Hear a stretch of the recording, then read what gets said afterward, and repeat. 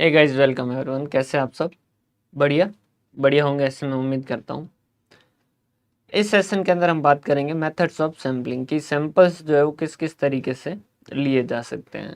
हर method जो है उसके कुछ खासियतें होगी, कुछ बुराइयां होगी, कुछ उसमें ध्यान रखना होगा।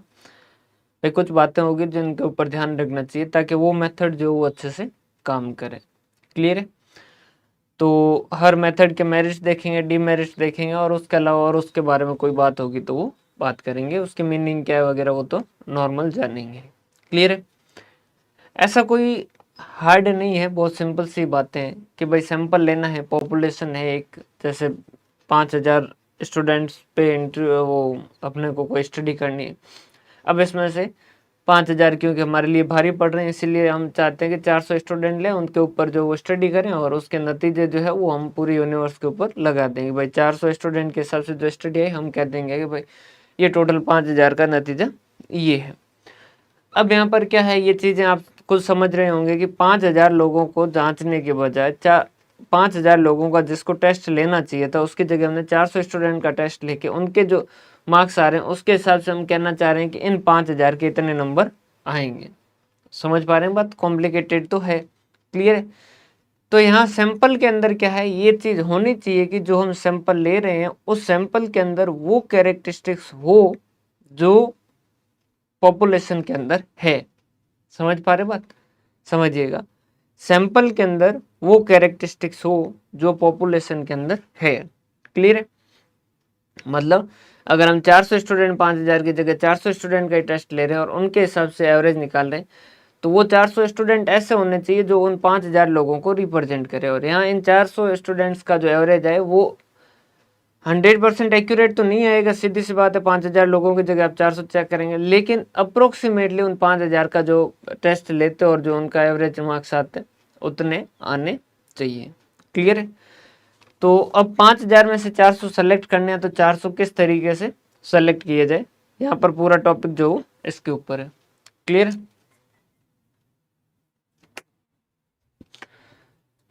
तो सबसे पहला जो मेथड है वो है डेलिब्रेट और पर्पजिव मेथड। पहले थोड़ा सा इंट्रो ले लेते हैं। डेलिब्रेट और पर्पजिव मेथड मतलब कि यहाँ पर हम क्या करते हैं, हमारा जो पर्पज है उसके हिसाब से हम क्या करते हैं, सैंपल सेलेक्ट करते हैं। देखिएगा, जहाँ भी जो इन्वेस्टिगेटर है वो सैंपल सेलेक्ट करेगा वहाँ पर एक रिस्क हमेशा रहेगी, बायसनेस। समझिएगा, जैसे कोई पोस्ट के लिए, कोई नौकरी के लिए, मान लीजिए कोई असिस्टेंट प्रोफेसर की जॉब के लिए जो इंटरव्यू लेने वाला है, पूरी अथॉरिटी उसे दे दी गई कि तुम इंटरव्यू लेके तुम सेलेक्ट करो। अब 500 लोगों का इंटरव्यू होने वाला है, तो आपको क्या लगता है कि उसमें बायसनेस होने के चांसेस बढ़ जाएंगे? जाहिर सी बात है, उनमें से जो उनके रिलेटिव होंगे या जहाँ से उसको कुछ मिलेगा उनको वो वरीयता दे सकता है। समझ पा रहे बात? तो जहाँ भी इन्वेस्टिगेटर खुद से सैंपल सेलेक्ट करने वाला है तो वहां पर बायसनेस हमेशा ही एक मेजर खतरा रहेगा। क्लियर? तो डेलिब्रेट और पर्पज जो सैंपलिंग, इसके अंदर क्या होता है, इन्वेस्टिगेटर जो उसका पर्पज है उसके हिसाब से जो सैंपल के अंदर सेलेक्ट होने चाहिए वो खुद सेलेक्ट करेगा। क्लियर है? दूसरा है रैंडम और चांस सिलेक्शन। रैंडम और चांस सिलेक्शन क्या होता है? ऐसा सिलेक्शन जिसके अंदर हर यूनिट के सेलेक्ट होने के चांसेस इक्वल हो। जैसे 52 कार्ड्स है, 52 पत्ते हैं, उस 52 में से एक पत्ता आप निकालेंगे तो उन 52 में से वो पत्ता कोई भी हो सकता है। हो सकता है कि वो लाल का इक्का हो सकता है कि वो काली का राजा हो सकता है कि वो चिड़िया का दस्यु हो, कुछ भी हो सकता है। तो जहां पर अब 52 में से एक पत्ता जब उठा रहे हैं तो हर किसी पत्ते के सेलेक्ट होने के, हर कार्ड के सेलेक्ट होने के इक्वल चांस है। तो ये जो है ये क्या होती है, रैंडम और चांस सिलेक्शन। हर किसी का चांस जो है वो इक्वल है।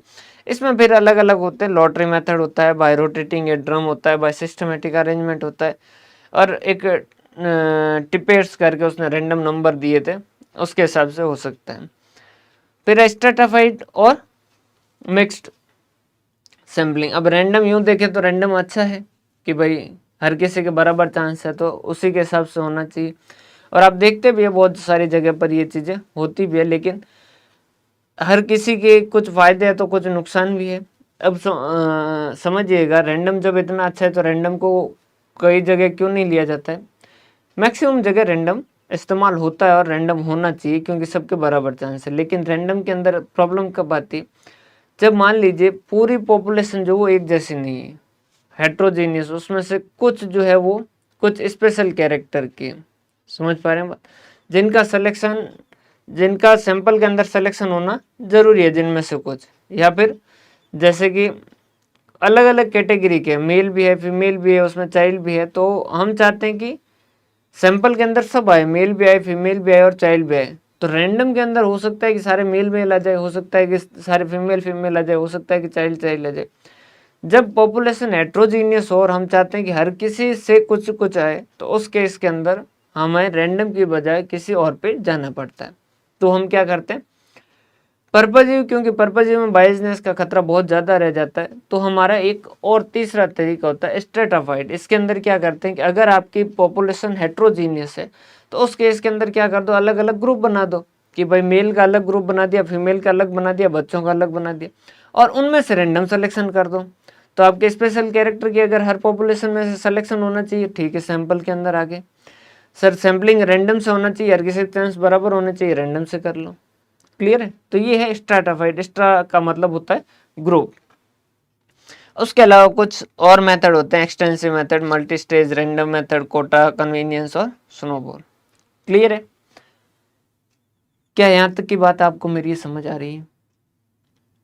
अब है डेलिब्रेट और पर्पजिव सैम्पलिंग। डेलिब्रेट और पर्पजिव सैम्पलिंग मतलब जो हमारा इन्वेस्टिगेशन का पर्पज है उसके हिसाब से हम सैंपल जो वो सेलेक्ट करेंगे, मतलब हम मतलब इन्वेस्टिगेटर है जो सेलेक्ट करेगा। क्लियर है? इन्वेस्टिगेटर अपने हिसाब से उसे जो लगता है कि ये होना चाहिए उसे वो अपने सैंपल के अंदर सेलेक्ट करेगा।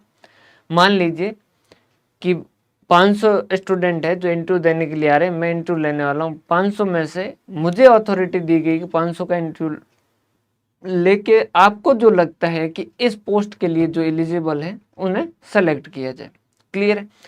अब यहाँ पर ये इन्वेस्टिगेटर की एबिलिटी पे डिपेंड करेगा कि उसका सिलेक्शन कैसा होगा। समझ पा रहे बात? ये उसकी एबिलिटी पे है कि वो जो सिलेक्शन होंगे वो किस तरीके के किए जाएंगे। अगर उसकी हॉनेस्टी है, उसे प्रॉपर नॉलेज है, तो उस केस के अंदर ये सैंपल बहुत ही अच्छा होगा, बहुत ही बढ़िया होगा। लेकिन अगर उसमें ऑनेस्टी नहीं है, इंटरव्यू लेने वाला जो है वो पैसे ले लिए उसने, या फिर उसे खुद को नॉलेज नहीं है कि इस पोस्ट के लिए किस तरीके की नॉलेज चाहिए, तो उस केस के अंदर ये खराब भी हो सकता है। क्लियर?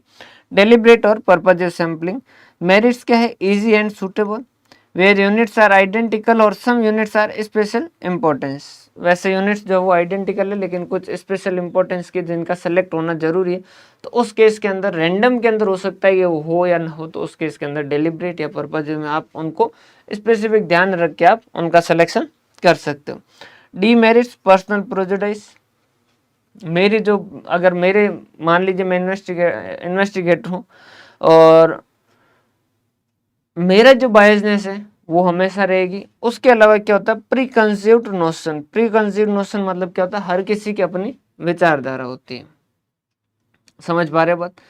जैसे कि भाई अभी न्यूज चैनल वगैरह में आप बहुत देखते ही होंगे कि भाई जो वंदे मातरम बोले वो सही है, कुछ कहते हैं नहीं जो वंदे मातरम नहीं बोले वो भी सही है। तो हर किसी की अपनी अपनी विचारधारा है। किसी को लगता है कि भाई मेल डोमिनेंट सोसाइटी होनी चाहिए, किसी को लगती है फीमेल डोमिनेंट सोसाइटी होनी चाहिए। वैसा हर किसी का क्या होता है, एक तरीके की विचारधारा वो लेके चलता है। समझ पा रहे हैं बात? बहुत ही मुश्किल होता है कि कोई एक तरीके से तटस्थ है जो किसी भी तरीके के नोशंस पे नहीं जुड़ा हुआ, वो किसी भी एक विचारधारा पर्टिकुलर से नहीं बंधा हुआ। अगर इन्वेस्टिगेटर वो किसी विचारधारा पर्टिकुलर से बंधा हुआ है तो उस केस के अंदर उसके सैंपल जो वो उसी तरीके से होंगे। मैंने पहले भी बताया था, जैसे एक इंडस्ट्रियल वर्कर की ऊपर हम स्टडी करना चाहते हैं और उसमें से हम कुछ सैंपल लेना चाहते हैं। अगर इन्वेस्टिगेटर को लगता है कि इंडस्ट्रियल वर्कर की फाइनेंशियल पोजीशन अच्छी है, उसमें कोई भी तरीके की प्रॉब्लम नहीं, तो उस केस के अंदर वो क्या करेगा, ऐसे इंडस्ट्रियल वर्कर को सेलेक्ट करेगा जो फाइनेंशियली ठीक है। सेकंड केस, अगर उसे लगता है कि नहीं इंडस्ट्रियल वर्कर की पोजीशन खराब है और वो इस चीज़ को प्रूव करवाना चाहता है, तो उस केस के अंदर वो गरीब गरीब इंडस्ट्रियल वर्कर को सेलेक्ट करेगा। तो प्री कंसीव्ड नोशन जो है वो एक बहुत ही बड़ा फैक्टर रहता है। उसका सेकंड आता है ऑप्शन हमारे पास, क्या करो, रैंडम ले लीजिए। रैंडम का मतलब क्या है? रैंडम का मतलब है every unit has equal chance या प्रोबेबिलिटी और चांस ऑफ बीइंग सेलेक्टेड, जिसके अंदर हर यूनिट के सेलेक्ट होने के चांस जो बराबर है। लाइक समझिएगा कि ताश के पत्तों में से 52 में से एक पत्ता जो उठा है, तो उस एक पत्ते में से वो कोई भी पत्ता हो सकता है, हर किसी पत्ते के सेलेक्ट होने के, हर किसी कार्ड के सेलेक्ट होने के चांस जो वो बराबर है। तो वो क्या है? एक तरीके से रैंडम सैम्पलिंग। अब ये किस किस तरीके से किया जा सकता है? लॉटरी मेथड आपको पता ही है, लॉटरी के अंदर अलग अलग तरीके से किया जा सकता है कि भाई जैसे हर किसी की एक एक स्लिप बनाई और स्लिप जो वो एक छोटा सा बॉक्स बनाए, उस बॉक्स के अंदर डाल दिया, उसमें से कुछ चिट्ठियाँ उठाई जितने सेलेक्ट करनी है, और वो जो चिट्ठियाँ आ गई उनको हम क्या कर देंगे? सेलेक्ट कर लेंगे। तो वो क्या हो गया हमारा लॉटरी सिस्टम। उसमें भी कई कलाकार होते हैं जो क्या करते हैं, जैसे दारू के ठेके वगैरह जो होते हैं वो पहले लॉटरी सिस्टम से खुलते थे। तो उसमें क्या करते थे कि जो चिट्ठी उनको उठवानी होती थी वो क्या करते, थोड़े टाइम पहले फ्रीज के अंदर रख देते। तो वो चिट्ठी क्या होती थी? ठंडी होती थी। तो जो सेलेक्ट करने वाला होता था उसको कहते थे कि भाई तब तो मैं चिट्ठी तो कोई नहीं दिख रही, लेकिन ठंडा गर्म तो महसूस हो ही रहा है, तुम उसमें हाथ डालना, जो चिट्ठी ठंडी लगे वो सेलेक्ट कर लेना। क्लियर? लेकिन वो अब ऐसे कबाड़ी तो हो सकते हैं, वो तो अलग चीज़ है। लेकिन ये लॉटरी सिस्टम का मतलब क्या है? आपने हर किसी की स्लिप बनाई है, किसी भी तरीके से लॉटरी जो है वो कर दी, कोई इलेक्ट्रॉनिक वे से, किसी भी तरीके से, या बाय रोटेटिंग ए ड्रम। ये भी कुछ भी नहीं है, चिट्ठियाँ या जो ड्रम के अंदर डाल दी, उसमें से एक उठाई, फिर वापस ड्रम को घुमाया, फिर वापस एक चिट्ठी निकाली, फिर ड्रम को घुमाया, फिर एक चिट्ठी निकाली, इस तरीके से by systematic arrangement. Systematic arrangement ये अपन देखेंगे, पहले ये देख लेते हैं। Tippett's random number method. देखिए ये क्या है टिपेट्स रैंडम मेथड?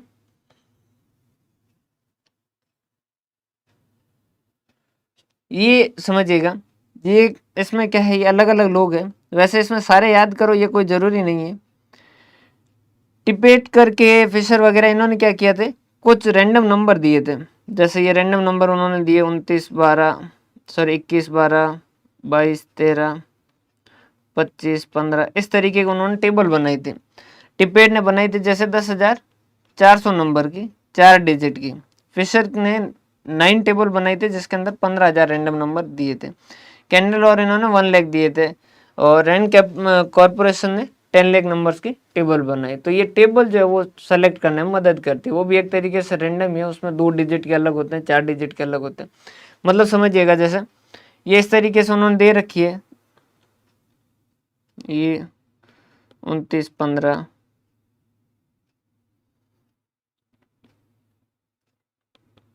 35 14 11 22, इस तरीके से। जैसे 4 सेलेक्ट करने हैं तो ये 1 2 3 4 पहले इन इन नंबर पे जो भी है उनको हम क्या कर लेंगे? सेलेक्ट कर लेंगे। समझ पा रहे हैं बात? तो ये इस तरीके से क्या किए जा सकते हैं? सेलेक्ट किए जा सकते हैं।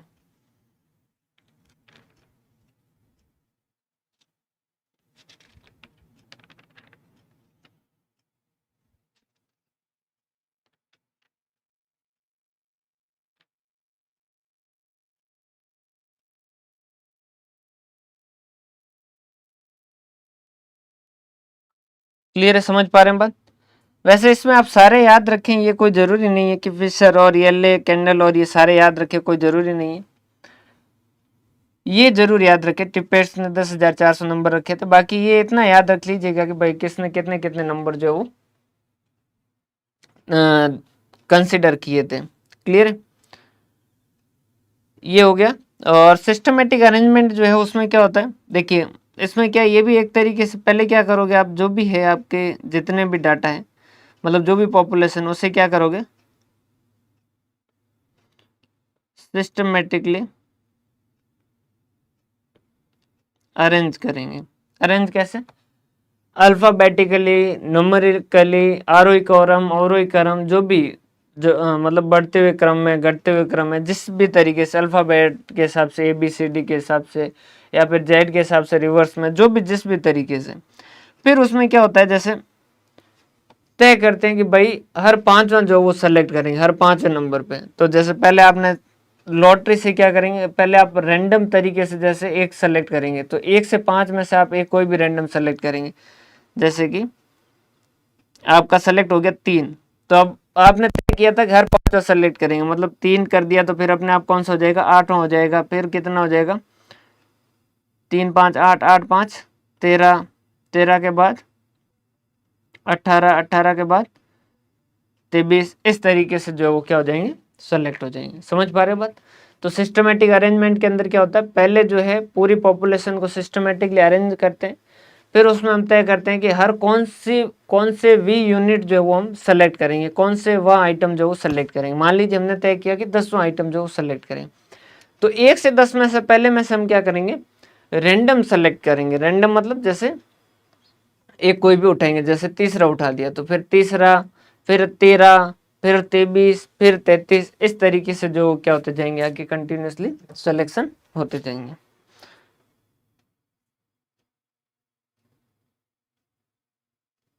समझ पा रहे हैं बात। मेरिट्स क्या है, अगर आप इस तरीके से करवा रहे हैं तो समझिएगा। मेरिट्स ये है कि सबसे पहली बात तो क्योंकि रैंडम सिलेक्शन है तो बायसनेस का कोई खतरा नहीं, हर किसी के सेलेक्ट होने के बराबर चांस है। तो सबसे पहले तो अनबाइज्ड मेथड है, इकोनॉमिकल है।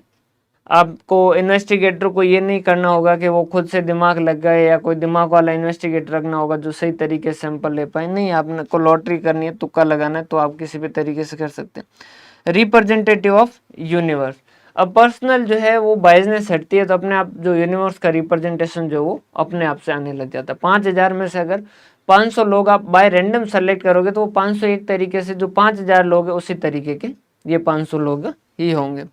मेजरमेंट ऑफ सैम्पलिंग एरर, और इसके हिसाब से हम क्या कर सकते हैं, सैम्पलिंग एरर जो उसको भी हम क्या कर सकते हैं, मेजर कर सकते हैं। लिमिटेशन क्या है, lack of suitable representation in some cases. कई बार क्या होता है रैंडम के अंदर, लॉटरी के अंदर, मान लीजिए आप कि जो आपने किए तो रैंडम सेलेक्ट थे 5000 में से, लेकिन 5000 में से मान लीजिए 400 स्टूडेंट सेलेक्ट करने थे और आपने किए रैंडम सिलेक्शन, लेकिन किस्मत ऐसे थे कि उन 400 में से ज़्यादातर जो है वो रईस फैमिली वाले बच्चे जो वो सेलेक्ट हो गए। अब रैंडम है, हो सकता है इस तरीके का, तो कई बार ऐसी सिचुएशन भी आ जाती है जिसके अंदर क्या होता है, सूटेबल रिप्रेजेंटेशन उसका लैक दिखाई देता है। In appropriate if sample size is small, ये तो सीधी सी बात है कि अगर आप सैंपल बहुत छोटा रखेंगे तो फिर उस केस के अंदर वो सैंपल जो वो यूनिवर्स को रिप्रेजेंट नहीं करेगा। मान लीजिए 5000 में से आपने सिर्फ जो है वो 30 स्टूडेंट सेलेक्ट किए या 10 स्टूडेंट ही सेलेक्ट किया, तो ये 10 स्टूडेंट तो एक तरीके से अब कैसे भी हो सकता है कि उसमें थोड़े से पैसे वाले ज़्यादा हो गए तो एक तरीके से उनकी इनकम ज़्यादा दिखनी शुरू हो जाएगी। गरीब ज़्यादा सेलेक्ट हो गए तो उसके इसके अंदर मतलब जो वीकर सेक्शन है उससे ज़्यादा स्टूडेंट सेलेक्ट हो गए तो आपको कमज़ोर जो है वो इनकम दिखेगी। तो अगर इन सैंपल साइज छोटा है तो उस केस के अंदर दिक्कत होगी, सैंपल साइज छोटा है तो हर केस में दिक्कत होगी। सैंपल साइज अप्रोप्रिएट होना जरूरी है। अगर बहुत बड़ा होगा तो उस केस के अंदर आपको ज़्यादा टाइम, ज़्यादा एनर्जी लगानी होगी, ज़्यादा लेबर लगाने होंगे, ज़्यादा कॉस्ट लगानी होगी। सैंपल साइज बहुत छोटा होगा तो वो यूनिवर्स को रिप्रेजेंट नहीं करेगा, इस वजह से सैंपल साइज एडिक्वेट होना चाहिए। समझिए, समझ पा रहे हैं मत। अगर बहुत ज़्यादा बड़ा सैंपल कर लिया तो उतनी सारी यूनिट की स्टडी करनी पड़ेगी, तो उसमें ज़्यादा टाइम लगेगा, ज़्यादा कॉस्ट लगेगी, ज़्यादा लेबर लगेगा। बहुत छोटा हो गया तो उस केस के अंदर अब छोटे में क्या होता है, छोटे सैंपल में रिप्रेजेंटेशन के टूटने का खतरा हो जाता है कि भाई पॉपुलेशन कुछ और बताती, लेकिन क्योंकि आपने सैंपल बहुत छोटा लिया इस वजह से ये सैंपल के कुछ और ही नतीजे आ रहे हैं। और इंडिपेंडेंट यूनिट, ये काम ही तभी करेगा जब इंडिपेंडेंट यूनिट होगी। अगर एक का सिलेक्शन दूसरे सिलेक्शन के ऊपर डिपेंड है तो सीधी सी बात है हर किसी यूनिट के सेलेक्ट होने के चांस ही इक्वल नहीं बचे, और जब हर किसी यूनिट के सेलेक्ट होने के चांस ही इक्वल नहीं बचे तो उस केस के अंदर तो रैंडम सैम्पलिंग का मतलब ही खत्म हो गया। Difficult when dispersal of item are wide, हमने कहा कि पूरी इंडिया है, इंडिया में से हम क्या करेंगे, रैंडम सैम्पलिंग करेंगे। हमें पता करना है कि इलेक्शन में कौन जीतेगा। अब एक जो बंदा है वो सेलेक्ट हो गया हिमाचल का, एक बंदा सेलेक्ट हो गया राजस्थान का, एक बंदा सेलेक्ट हो गया त्रिपुरा का, एक बंदा सेलेक्ट हो गया केरल का। इन चारों से डाटा कलेक्ट करने में आपको जब तक डाटा कलेक्ट करोगे तब तक एक्चुअल नतीजे आ चुके होंगे। समझ पा रहे हैं बात? तो अगर एरिया ज़्यादा बड़ा है तो उस केस के अंदर फिर रैंडम सिलेक्शन नहीं हो सकता। एजम्पशन क्या है? एवरी यूनिट जो है वो उसके हर किसी के सेलेक्ट होने के चांसेस बराबर है, अनबायस्ड है, होमोजेनियस डाटा है तो ये बहुत अच्छा होगा, और इंडिपेंडेंट हो डाटा तभी ये काम आएगा। इंडिपेंडेंट के अंदर ये रैंडम सैम्पलिंग नहीं हो सकता। डिफरेंस क्या है? डेलिब्रेट के अंदर चॉइस ऑफ इन्वेस्टिगेटर रहता है, वो इन्वेस्टिगेटर सेलेक्ट करता है या रैंडम बेसिस पे होता है, या बायसनेस का खतरा रहता है या ऐसा कोई खतरा नहीं रहता है। वन डायरेक्शनल और कम्युलेटिव एरर, मतलब जैसे अगर इन्वेस्टिगेटर को लगता है कि इंडस्ट्रियल वर्कर पैसे वाले हैं तो वो क्या करेगा, पैसे वाले को सेलेक्ट करेगा, तो एक एरर फिर दूसरा एरर होगा तो और क्या करेगा, उस पहले वाले एरर की फ्रीक्वेंसी और बढ़ाएगा, मतलब एक डायरेक्शन के अंदर वो बढ़ता जाएगा। या फिर वो गरीब गरीब को सिलेक्ट कर रहा है तो उस केस के अंदर एक साइड के अंदर सारे गरीब गरीब आएंगे तो वो एक साइड के अंदर चलेगा। यहाँ पर क्या होता है, कॉम्पनसेटिंग एरर। एक रैंडम सिलेक्शन है, एक कोई बहुत ज़्यादा अमीर सेलेक्ट हो गया तो रैंडम के अंदर हो सकता है कोई दूसरा बहुत ज़्यादा गरीब सेलेक्ट हो जाएगा, तो अल्टीमेटली ये दोनों आपस में क्या कर देंगे, कॉम्पनसेट कर देंगे। When unit are identical और some units have specific importance, सारी आइडेंटिकल लेकिन कुछ स्पेसिफिक इंपॉर्टेंस की है जिनका सेलेक्ट होना जरूरी है, तब आपको पर्पजिव या डेलिब्रेट ही करना पड़ेगा, आपको खुद से ही इन्वेस्टिगेटर को खुद से ही सेलेक्ट करना पड़ेगा। और अगर ऐसा नहीं है तो मोस्ट ऑफ केस में रैंडम ही लगता है। स्ट्रेटाफाइड, स्ट्रेटाफाइड मतलब क्या है? स्ट्रा का मतलब क्या होता है, ग्रुप। अगर जैसे हमने कहा कि अगर डाटा जो है, आइटम जो है वो हेट्रोजीनियस है तो उस केस के अंदर रैंडम सैम्पलिंग नहीं लग सकता। रीजन ये है कि हो सकता है कि एक ही टाइप के ग्रुप से ज़्यादा सिलेक्शन हो जाए। तो एक नया मेथड है, इसने कहा अच्छा तुम्हारे ग्रुप के हिसाब से तो एक काम करो, तुम्हारी पॉपुलेशन उसको पहले क्या कर दो, ग्रुप में डिवाइड कर दो। हमने कहा मतलब, उन्होंने कहा कि अच्छा तुम्हारी दिक्कत क्या थी, हम हेट्रोजीनियस थी। हमने कहा हाँ, कि कैसे? हमने कहा कि ये पॉपुलेशन इसमें से कुछ मेल है कुछ फीमेल है और कुछ मेल फीमेल, मतलब एडल्ट मेल है एडल्ट फीमेल है, कुछ एडल्ट चाइल्ड है, सॉरी मेल चाइल्ड है, और कुछ फीमेल चाइल्ड है। क्लियर है? अब ये अलग अलग कैटेगरी है तो उस केस के अंदर हम क्या करें, तो उन्होंने कहा कि एक काम करो पहले ग्रुप बना दो। हमने कहा कैसे, तो उन्होंने कहा कि एडल्ट मेल का एक ग्रुप बना दिया, एडल्ट फीमेल का एक ग्रुप बना दिया, मेल चाइल्ड का एक ग्रुप बना दिया, फीमेल चाइल्ड का एक ग्रुप बना दिया। हमने कहा ठीक है। तो उन्होंने कहा अब पॉपुलेशन जो क्या हो चुकी है, ये अलग अलग ग्रुप में हो चुकी है। हमने कहा ठीक है। उन्होंने कहा अब इस ग्रुप में से क्या कर दो, सिलेक्शन कर लो, रैंडम सिलेक्शन।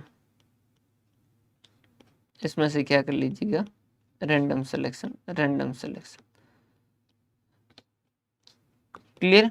हमने कहा कैसे कैसे, तो उन्होंने कहा कि आप दोनों ऑप्शन आपके पास, या तो प्रपोर्शनेट कर लो, जैसे 20% ये है, 30% ये है, 40% ये है, 10% ये है। तो उस केस के अंदर आप क्या कर लीजिएगा, ये जो रैंडम सिलेक्शन है उसमें 20% ये सेलेक्ट कर लीजिएगा, 30% ये सेलेक्ट कर लीजिएगा, 40% ये कर लीजिएगा, 10% ये कर लीजिएगा। अगर आप ऐसे प्रपोर्शन के अंदर कर रहे हैं तो प्रपोर्शनेट हो जाएगा। अगर आप ऐसा नहीं यूं ही कर रहे हैं, हर किसी से बराबर बराबर कर लिए 25-25%, तो उस केस के अंदर वो नॉन प्रपोर्शनेट हो जाएगा। तो ये क्या है, मिक्स ऑफ रैंडम और डेलिब्रेट सैम्पलिंग। मिक्स रैंडम और डेलिब्रेट दोनों का मिक्सअप है। First divided into different group और strata on the basis of features और कैरेक्टरिस्टिक्स। सबसे पहले तो हम क्या करेंगे, कैरेक्टरिस्टिक्स और फीचर के हिसाब से अलग अलग ग्रुप बनाएंगे और उन ग्रुप में से फिर सिलेक्शन कैसे करेंगे, on the basis of random sampling. Clear है? उसके बाद में कुछ अदर मेथड है, जो अदर मेथड जो है वो सिंपल सी है। एक्सटेंसिव मेथड मतलब कि क्या है,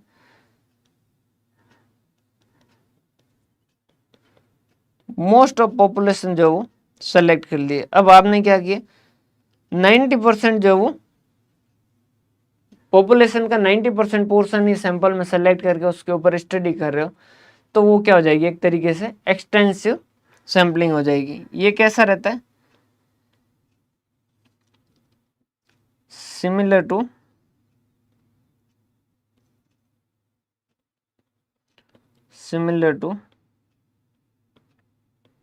सेंसस इंक्वायरी।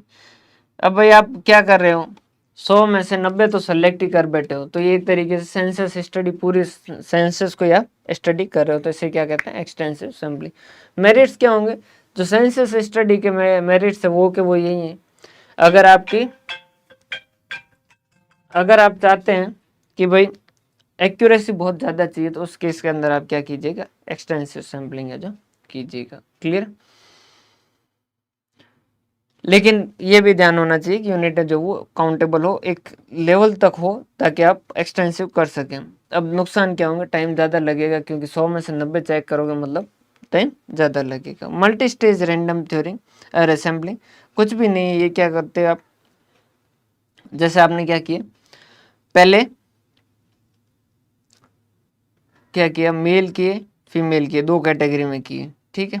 इसमें से फिर क्या किए, रैंडम सिलेक्शन किए। इसमें से फिर क्या किए, रैंडम सिलेक्शन किए। फिर इसको आपने क्या किया, आगे और 2 कैटेगरी में किए,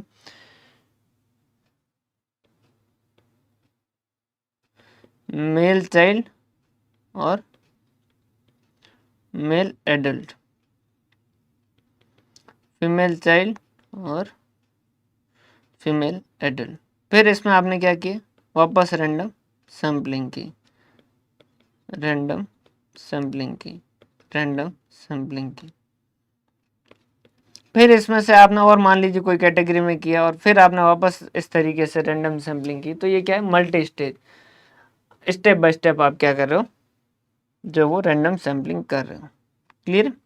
कोटा सैम्पलिंग, कोटा ऐसा कोई वर्ड नहीं है जो आप जानते नहीं है। कोटा के बारे में आप जानते हैं, कोटा के अंदर क्या होता है, फिक्स रिप्रेजेंटेशन होता है। जैसे कि आप देखते हैं नॉर्मली कि भाई जनरल का ये है, ओबीसी का ये है, एससी का ये है, एसटी का ये है, एमबीसी का ये है, ईडब्ल्यूएस का ये है, और भी जो भी है।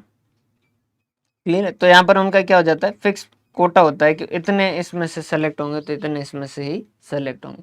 तो इस तरीके की सैम्पलिंग, जहाँ पर क्या होता है, आप पहले से प्रपोर्शन फिक्स कर देते हो, तो उस केस को हम क्या कहेंगे, कोटा सैम्पलिंग। जैसे कि आपने पहले ही कह दिया कि बिलो 18 वाले जो है वो 18 ईयर्स टू 30 ईयर्स,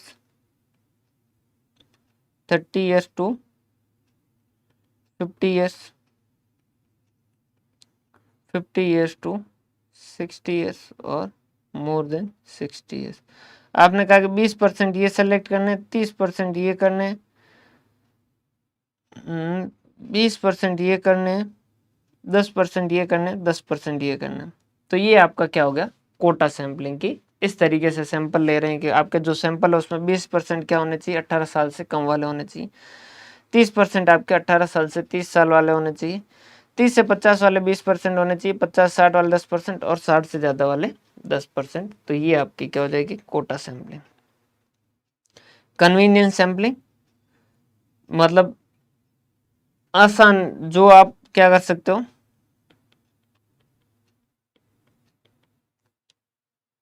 आसानी से पहुंच सकते हो जिन पर, उनको सेलेक्ट करो। भाई हो सकता है मात्रा इधर हो, उनको सेलेक्ट कर रहे हो, आप उनको टारगेट कर रहे हो जिन्हें आप आसानी से रीच आउट कर सकते हो। समझिएगा, जैसे मुझे क्या करना है कि जो एडल्ट है उनके ऊपर स्टडी करनी है, जो 18 साल से बड़े हैं और 30 साल से छोटे हैं, उनके ऊपर कुछ स्टडी करनी है। ऐसे मैंने प्लान किया कि भाई मैं 200 ऐसे लोगों से जो है वो उनके ऊपर स्टडी करूँगा। तो 200 तो पूरे भारत के अंदर है, पूरी दुनिया के अंदर है इस तरीके के 18 से 30 के। लेकिन मैंने 200 कौन से सेलेक्ट किए, जो मेरे नज़दीक है, जिन्हें मैं आसानी से रीच आउट कर सकता हूँ, उनको मैंने सेलेक्ट किया जो मेरी कन्वीनियंस के अनुसार, as per convenience of investigator. जो इन्वेस्टिगेटर है उसके कन्वीनियंस के हिसाब से क्या किया जाता है, सैंपल को सेलेक्ट किया जाता है, उसे हम क्या कहते हैं, कन्वीनियंस सैम्पलिंग। स्नोबॉल सैम्पलिंग बिल्कुल सिंपल सा है। पहाड़ों में आप जब भी घूमने जाते हैं तो आप क्या करते हैं, स्नो का एक बॉल बनाते हैं, एक फेंकते हैं दूसरे के ऊपर, फिर दूसरा फेंकता है तीसरे के ऊपर, इस तरीके से। तो ये इसी तरीके की सैम्पलिंग है, स्नोबॉल सैम्पलिंग। या फिर आप मूवियों में देखते हैं, जैसे CID वगैरह में देखते हैं कि जो है वो पूरी की पूरी टीम जाती है एक के पास, फिर वो एक हिंट देता है कि मैंने नहीं, उसने किया, फिर टीम पूरी पूरी भाग के जाती है उसके पास, फिर वो कहता नहीं मैंने नहीं किया उसने किया, तो टीम पूरी भाग के उसके पास जाती है, वो कहता नहीं मैंने नहीं किया उसने किया, तो उसके पास जाती है। कई बार क्या होता है कि कुछ स्पेसिफिक चीज़ों की इन्फॉर्मेशन किसके पास ये पता नहीं होता है, तो उस केस के अंदर ये स्नोबॉल सैम्पलिंग लगता है। हमें हिस्ट्री के बारे में कुछ चीज़ें जाननी है, तो हम क्या किए, यहाँ से जो हमारे स्कूल के अंदर हिस्ट्री के टीचर थे उनके पास गए कि भाई इस बारे में आपकी क्या राय है। उन्होंने कहा कि यार मेरे को पता नहीं, कॉलेज के अंदर एक टीचर है, मतलब प्रोफेसर है, उनको इसके बारे में पता होगा। हम कॉलेज के अंदर उन प्रोफेसर के पास गए, उन्होंने कहा कि मेरे को इस बारे में थोड़ा पता है, लेकिन पूरा 100% मैं भी नहीं कह सकता। रीज़न ये है कि मेरा ये सब्जेक्ट नहीं रहा था, इस सब्जेक्ट के ऊपर जो है वो किसी ने मास्टर्स की है, आप उनके पास जाइए।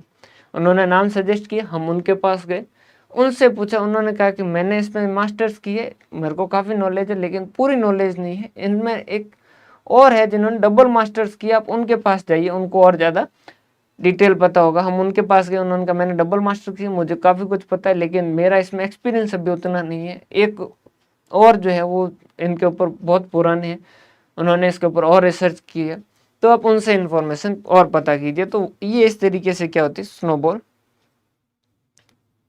ये इस तरीके से आगे चली जाती है। क्लियर। तो ये इस तरीके की जो सैम्पलिंग होती है वो क्या होती है, स्नोबॉल सैम्पलिंग। ये थे आपके टाइप्स ऑफ सैम्पलिंग। यहाँ तक आप अच्छे से कीजिएगा, आगे जो है इसमें थोड़ा सा और बचा है जो अपन नेक्स्ट सेशन के अंदर कंप्लीट करेंगे। बहुत बहुत धन्यवाद। हंसते रहें, मुस्कुराते रहें, पढ़ते रहें।